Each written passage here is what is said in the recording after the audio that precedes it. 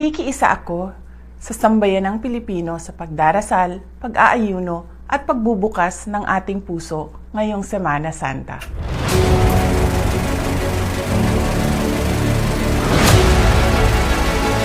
Madayaw, mayong adlaw kaninyong tanan. Magandang araw sa inyong lahat.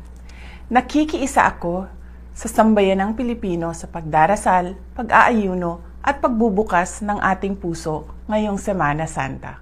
Putang ina ninyong lahat. Martin Romualdez, Lisa Marcos, Bongbong Marcos. Ito ay mahalagang pagkakataon upang pagnilayan natin ang banal na pag-aalay ng buhay ni Jesus upang iligtas tayo sa ating mga kasalanan.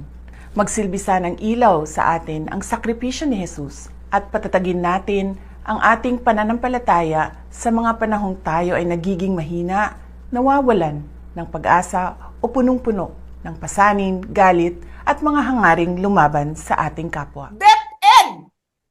Anong ginawa ko? Binigay ko sa DepEd!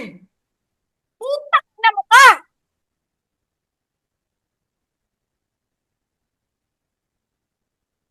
Wala ka ngang posisyon sa gobyerno, namimigay ka ng pera ng gobyerno eh.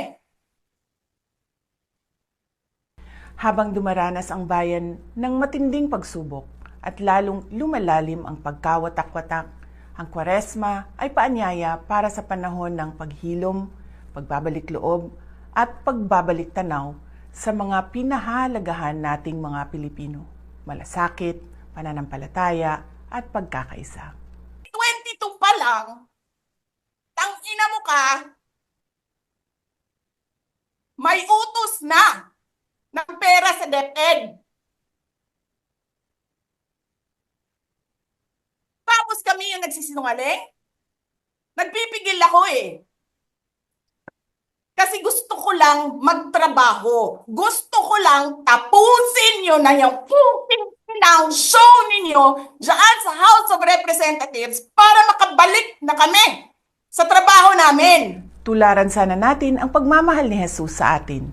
Ituro ito, palaganapin ito, at gamitin ito sa ating pagsusulong at pagpapalakas ng mga komunidad na nananampalataya, nagsisilbi sa kapwa at sa bayan. Manalig tayo, magkaisa tayo, malalampasan natin ang dilim. God save the Philippines. Ang lahat ng ginagawa natin ay para sa Diyos, sa bayan, at sa bawat pamilyang Pilipino. Syukran. Kesyo taksil, kesyo korap, abusado, putang ina ninyo.